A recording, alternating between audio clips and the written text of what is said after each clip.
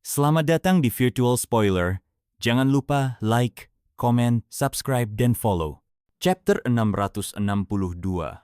Di dalam menara seni, Luoyan 20 ciptaruhan, kamu boleh mengambilnya. Dengan status Shui Luoyan, mustahil baginya menggunakan begitu banyak batu asal dari sumber pribadinya.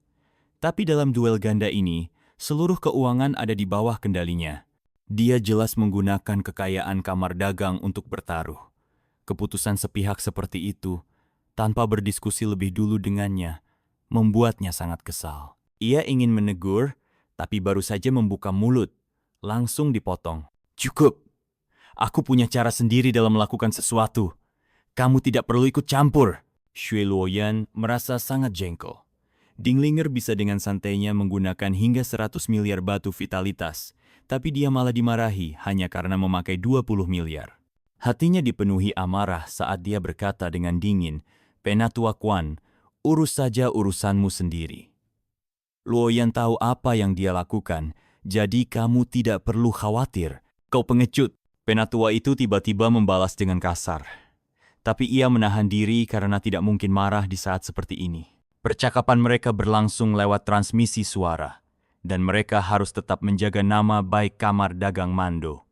Lagi pula, status Shui Luoyan sekarang sudah berbeda. Bahkan dia pun tidak punya hak untuk menghukumnya sembarangan. Bagus. Sangat bagus. Penatua itu menggerutu dengan dingin. Wajahnya menjadi suram. Setelah itu, dia tidak berkata apa-apa lagi. Shui Luoyan membalasnya dengan senyum dingin penuh penghinaan. Asosiasi pedagang besar seperti mereka kini harus bergantung pada wanita sepertinya untuk menarik bantuan dari luar agar bisa bertahan. Ia merasa tidak ingin berada di tempat seperti ini lebih lama. Bahkan jika perjodohan ini gagal, dengan kegilaan Xiao Jingming padanya, setidaknya ia bisa mengendalikan pria itu. Dan identitas Xiao Jingming tidak kalah penting dari Chen Feng. Setelah duel ini, apapun hasilnya, dia tidak lagi sekadar murid kamar dagang Mando. Bahkan presiden harus berubah sikap saat berhadapan dengannya. Ia tidak akan takut pada siapapun lagi. Min Cheng Xiang dari kamar dagang Thunderwind berkata sambil tersenyum, "Apakah Liung Xiao ini memang sekuat itu? Kenapa kalian semua begitu penasaran? Baiklah, aku juga akan ikut bertaruh, walau peringkatnya sekarang belum tinggi." Semua orang pun menoleh ke arah menara dan melihat bahwa peserta pertama telah mencapai lantai 5. Yang mengejutkan mereka, itu adalah murid dari kamar dagang Thunderwind. Sementara itu, Yung Xiao baru mencapai lantai 3. Menarik, gumam seseorang. Aku jadi penasaran siapa sebenarnya yang membangun pagoda seni ini. Tes lantai ketiganya cukup sulit. Yung Xiao kini berada di lantai 3 menara teknik. Untuk lulus ujian, ia harus mengekstrak 7 bahan mentah yang berbeda dari ribuan batu lepas yang melayang di udara, lalu memadatkannya dalam rasio yang tepat untuk membentuk jalur bintang 7 yang akan membawanya ke lantai 4. Ada lebih dari 1000 jenis batu mengambang di udara. Langkah pertama adalah mengidentifikasi ketujuh jenis yang ia butuhkan. Perasaan surgawi Yung Xiao langsung menyebar luas, mencakup seluruh sabuk batuan sepanjang beberapa mil di sekelilingnya. Semua berada di bawah kendalinya. Ia lalu mengangkat tangan kanannya dan menunjuk ke langit. Hanya dengan satu jari, batu-batu itu mulai meledak satu persatu, memercik seperti petasan. Tampaknya acak, namun sebenarnya semuanya dikendalikan dengan sangat presisi. Ketujuh material meledak, dan masing-masing dalam jumlah yang tepat. Setelah itu, Yung Xiao menggerakkan tangannya membentuk mantra. Serbuk yang hancur langsung mengumpul dan menyebar di udara, lalu secara bertahap membentuk jalur bercahaya yang mengarah ke atas. Dengan langkah ringan, Yung Xiao berjalan di atas jalur bintang 7 dan menuju lantai 4. Pemandangan sekitarnya kembali berubah. Ia kini berada di menara mantra. Dengan cepat ia menyapu pandangan ke sekitar dan melihat bahwa 5 orang telah berhasil mencapai lantai 5. Sepertinya mulai sekarang semuanya akan menjadi jauh lebih sulit. Tingkat keempat ternyata adalah lautan putih yang luas, membentang tanpa ujung. Di tepi lautan berdiri sebuah tablet batu besar. Di atasnya tertulis beberapa kata. Mengendalikan 6 indera, melintasi pantai seberang, lautan ini tampaknya tidak ada batasnya. Bagaimana aku bisa menyeberang ke pantai seberang? Kekuatan primordialku sepertinya tersegel, gumam Yung Xiao pada dirinya sendiri. Aku masih bisa mengendalikan 6 indraku. Mungkinkah aku bisa terbang menggunakan kekuatan jiwa? Tapi bukankah lautan ini terlalu luas? Karena ini adalah ujian dari tingkat keempat seni, seharusnya tidak terlalu sulit, katanya setelah berpikir sejenak. Tanpa membuang waktu, ia langsung menyebarkan kekuatan jiwanya. Sayap tipis seperti sutra mulai terbentuk di kedua sisi tubuhnya. Seperti seekor burung rok bersayap emas, ia terbang ke langit dan melesat ke tengah lautan luas. Lautan yang semula tenang tiba-tiba berubah drastis.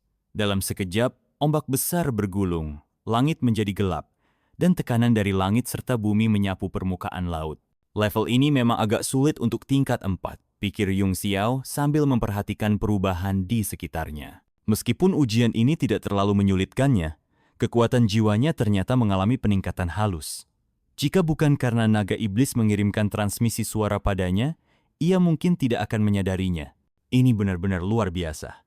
Ternyata kekuatan jiwaku bisa meningkat hanya dengan menyelesaikan tahap ini. Oh, seharusnya tidak seperti ini. Semua tingkat awal seharusnya bisa diselesaikan dalam hitungan menit saja. Aku juga kurang mengerti. Tapi yang jelas, kekuatan jiwamu memang menjadi lebih murni setelah melewati level ini. Mungkin level ini mengandung semacam dao surgawi tertinggi. Dao surgawi tertinggi? Itu saja tidak cukup untuk menjelaskan. Kecuali ada hukum arkana tingkat 10, tidak mungkin efeknya bisa sebesar ini. Tapi menara ini hanya punya 9 lantai. Bahkan kalau mencapai puncaknya, paling tinggi hanya di puncak tingkat 9. Tapi pernahkah kamu berpikir, jika seseorang mampu menyempurnakan menara yang mencapai puncak tingkat 9, bukan hal aneh jika menara itu juga mengandung sedikit kekuatan dari tingkat 10. Tubuh Yung Xiao bergetar. Matanya dipenuhi rasa kaget. Kata-kata naga iblis terasa seperti pencerahan, meskipun sulit untuk ia terima sepenuhnya. Mungkinkah orang ini ingin mengatakan bahwa menara mantra kasaya ini benar-benar disempurnakan oleh alkemis tingkat 10? Meskipun tidak, mungkin dia tidak jauh dari tingkat itu, jawab naga iblis sambil tertawa. Menara seni ini sendiri adalah barang kelas 9. Tingkat tertingginya pasti memuat hukum tertinggi yang telah dikuasai oleh pemurninya. Kamu akan tahu saat berhasil mencapainya. Meskipun aku adalah seorang alkemis tingkat 9 di kehidupan sebelumnya, aku masih jauh dari puncak tingkat 9, kata Yung Xiao sambil berpikir. Aku memang bisa memurnikan menara seperti ini. Tapi untuk melihat sekilas hukum tertinggi yang dipahami sang pemurni, aku harus mencapai puncaknya.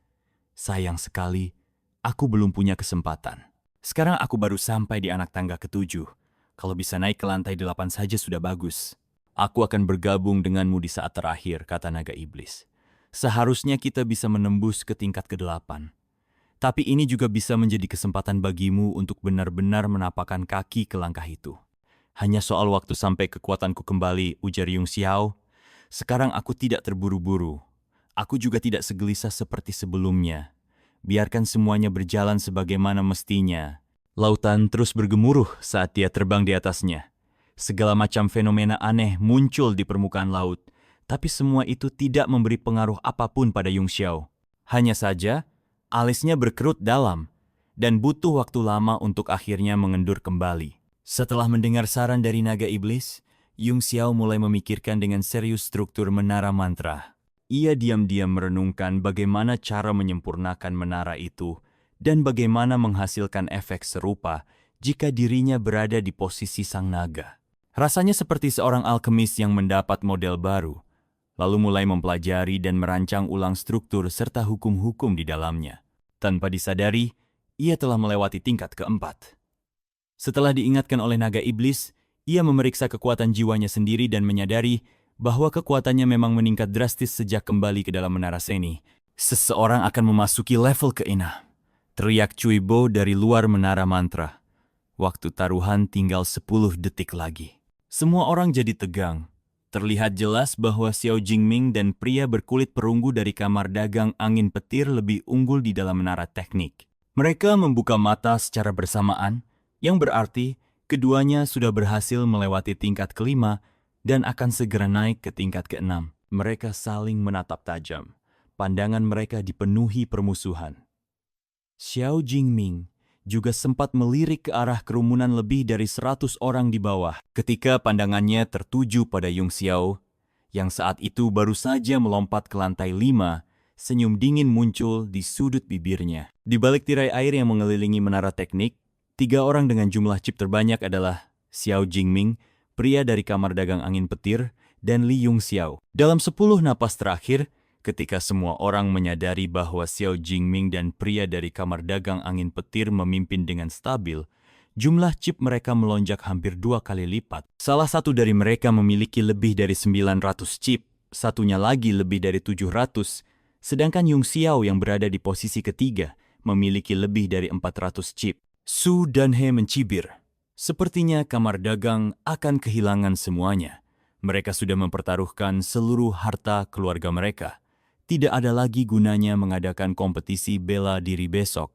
Kaisar Muda Haolian mengerutkan alis, lalu bertanya dengan heran, seseorang sudah kalah sebelum pertarungan keterampilan dimulai dan tidak bisa ikut pertarungan bela diri, tapi tetap saja dia malah sibuk menyalahkan orang lain. Bukankah itu aneh? Mo Xiaochuan menghela napas. Apa boleh buat? Tidak banyak hiburan di rumah, jadi melihat orang lain menderita malah terasa menyenangkan. Mentalitas macam apa itu, Kaisar Muda? Kau yang paling paham soal wanita. Bisa tolong jelaskan? Keringat dingin. Dahi Kaisar Muda Haolian dipenuhi peluh dan tubuhnya langsung merinding. Itu juga wanita. Bisa tidak kamu jangan merusak kata wanita? Di sini ada puluhan ribu pria. Apa kamu mau mereka jadi impoten hanya karena mendengar kata itu? Ucapan Kaisar Muda Haolian sangat belak-belakan. Seketika semua mata pria tertuju pada Su Danhe. Beberapa dari mereka bahkan menggigil dan berkeringat dingin. Mereka setuju dengan kata-kata Kaisar Muda Haolian, dan sebagian besar mulai menutup mulut sambil tertawa pelan. Sebagai sesepuh agung Pavilion 1 Empyrean, Su Danhe biasanya dipandang sebagai sosok yang terhormat. Ia belum pernah dihina seperti ini sebelumnya. Belum lagi, ia juga mendengar suara tawa dan ejekan dari berbagai arah. Tentu saja semua itu tidak luput dari telinganya. Amarahnya langsung meledak, pikirannya menjadi kacau, dan ia kehilangan kendali. Brengsek! Su Danhe tak mampu menahan diri lagi. Kekuatan telapak tangannya yang cukup untuk merobek langit dan bumi mulai menyalurkan tekanan dahsyat ke seluruh tubuhnya. Ia benar-benar sudah tak waras. Di matanya, orang-orang dari perusahaan dagang Tianyuan adalah penyebab semua ini. Setiap kali ia marah, rasanya paru-parunya akan meledak. Kali ini, ia berniat menghabisi mereka semua, apapun risikonya. Terima kasih sudah mendengarkan Virtual Spoiler. Sampai jumpa di pembahasan berikutnya.